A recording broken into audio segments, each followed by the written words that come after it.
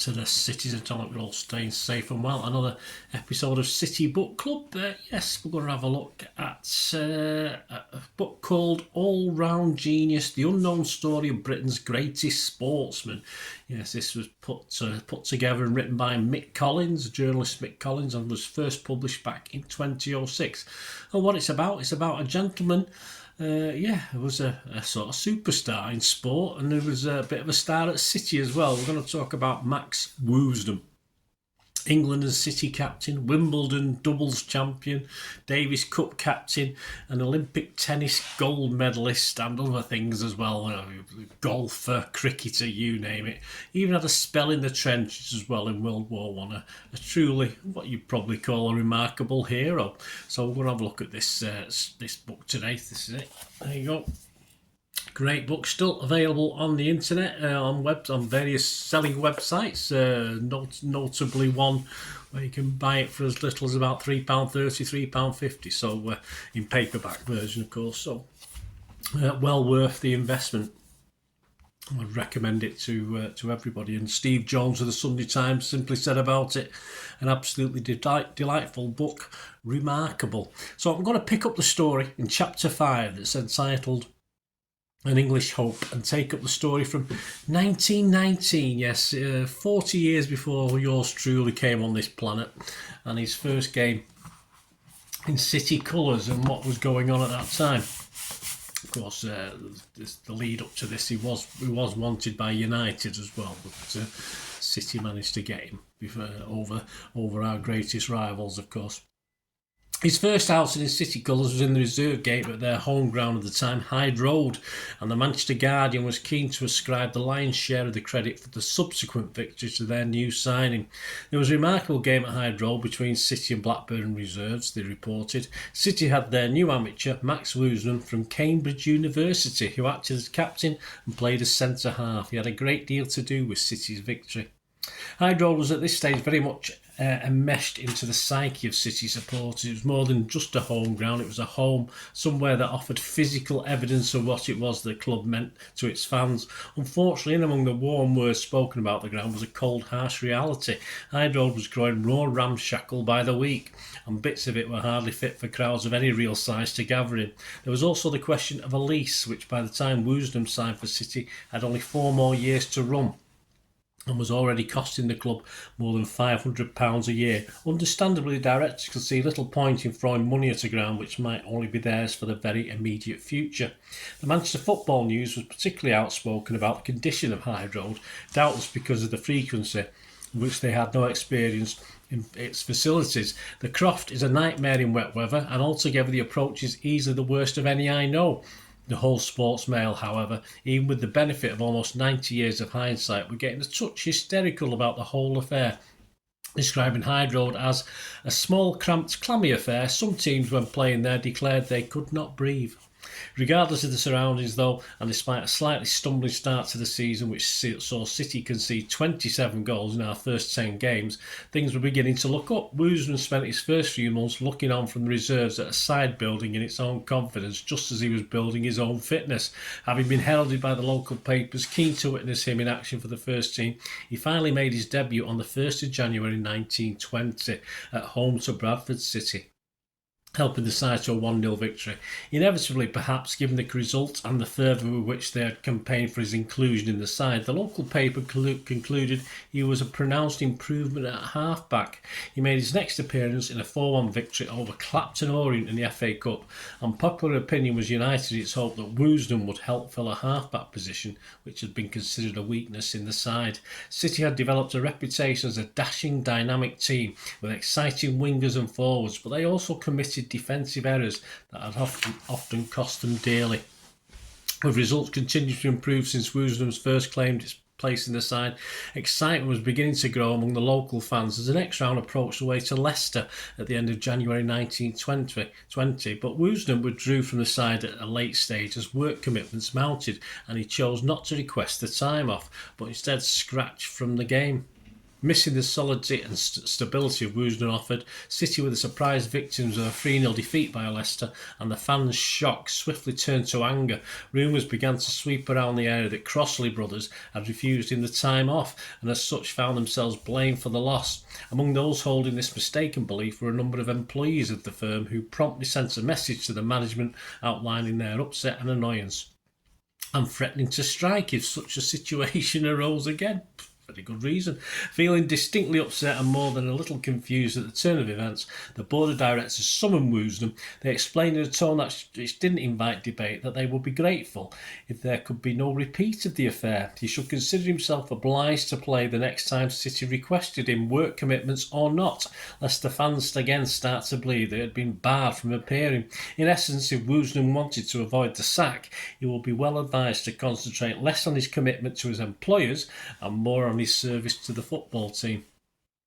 A report carried by a local paper in January 1920 after he'd played against Middlesbrough, just his 4th game for the club, gave some clue as to why he was so prized. Under the flattering but less than catchy headline, Max Woosnam's brilliant display at Manchester, the praise was lavishly heaped on. Nobody showed anything like the all-round excellence of Max Woosnam. The famous amateur was the outstanding player on the field. His effectiveness was compatible with his boundless energy. Strong alike in attack and defence, he was always in the thick of the fray, and so, as far as I know, there is no half-back so capable of taking the ball on the full volley and directing it with such accuracy. But in every respect, Woosnam was masterly, and it's unquestionably his presence, coupled with the successful return of Brennan, that has brought about this very material improvement in the City team. With such critical acclaim ringing in his ears, along with the advice of his employers that he play as much as possible, he turned out all but 3 of City's last 18 games of the season, which they finished in 7th place. Everyone had high hopes of a better start and improved final placing in the season to come. Woosnam had brought much needed defensive qualities to the side, and as they continued to bond together, there was a real optimism about the future. The fans knew of Woosnam's reputation, but the high quality and vigorous nature of his performance had still been a surprise. As far as Max Woosnam was concerned, the surprises had hardly begun. There you go. That's just a little bit about that, about a legend, a true legend in football. And of course, he did join, as I said, I mentioned before, he did join City from United. And this is just a little bit from the chapter before about the sort of last throes of that tug of war between City and United. Then as today, this is an interesting one. Rules occasionally have to be bent or at least temporarily ignored in rush to sign an important player. Chelsea will always go out their way to assist anyone intent on upsetting Manchester United. Yes, of course, he had links with Chelsea before the war as well. Despite his relative youth and his lack of first-class footballing experience, there was a huge local clamour to watch Woosnam make his debut for City, which once again stands testimony to the power the newspapers had over the public. There was no television, and the first live radio commentary of a football match was still almost a decade away, so the print media alone sent out the message, amplified through word of mouth, that Woosnam was a player to get very excited about, as City manager Mangold recalled. Of course, Mangold, the manager, has also previously been manager of United. I have known time after time when the arrival of Max Woosnam in the town has been regarded as a social function in itself, said Magnol. People had just swarmed around the team on arrival and have excitedly asked if he were there. It was the rule of Max, owing to the pressure of the business calls, to leave Manchester by the very latest train possible whenever he undertook to play away with us. Consequently, the team were very often ensconced in some hotel before Max had set out by a late or an overnight train. It was when he was likely to arrive, say in some South Wales town, very late at night or in the dark and early hours in the morning, that I've known the hosts of hotels to willingly wait up in order to welcome him. There was a breeziness about his big fine form and personality that brought with it a freshness of the fields, the atmosphere of the realm of pure and invigorating British sport. I think he likes him. Frustratingly for the Manchester public, however, he retained some personal doubts about his fitness. Yes, he hadn't played at this sort of level of professional, well, obviously he's an amateur playing football at the time, that sort of top division football, and his readiness to play at first team level. Thanks to the policies of the Corinthians, a side he also played for, he had precious little competitive football experience under his belt that season, and while he was reaching full match fitness, he wanted to play in the reserve so that people would not judge him until he was playing at his best. There you go. So that sort of led us into there, and of course words from the City manager about what was a legend. But it's a great book. It is a great book. Of course, as I said, he had more than one string to his bow, that's for sure, his ability. And of course, you can catch this book on a very well-known selling site. I do know that Amazon don't have it in stock, but don't worry, because that another popular site has plenty of copies. So I would totally recommend this, guys, as a read. And of course, I hope you enjoyed this little book club feature. All-round genius, the unknown star, Britain's greatest sportsman, of course, Max Woosnam. By Mick Collins. Great little book. Say worth £3.50 or so of anyone's money.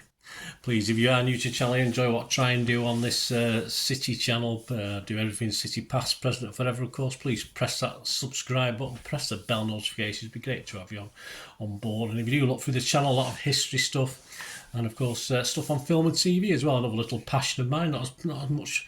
I don't have as much passion about that perhaps as City put me through, but check that out as well if you fancy that, or you know someone who might be interested in that, who might not be interested in the football itself. That'd be absolutely fantastic. And as an individual or as an organisation, I'm always looking for ways of supporting the channel, or if in fact you as an individual organisation want to sponsor the channel, I'm always open to have a chat and see what we can do for each other. And of course, you can contact me through YouTube, through this channel, or of course through any of my other socials. You can also get in touch through X and TikTok. I'm at the same address there, at Bernard_Deneen. Lots of stuff put on there about football, film and TV as well. And you can contact me on Facebook, of course. I'm at Bernard Deneen on there, so get in touch with me through there.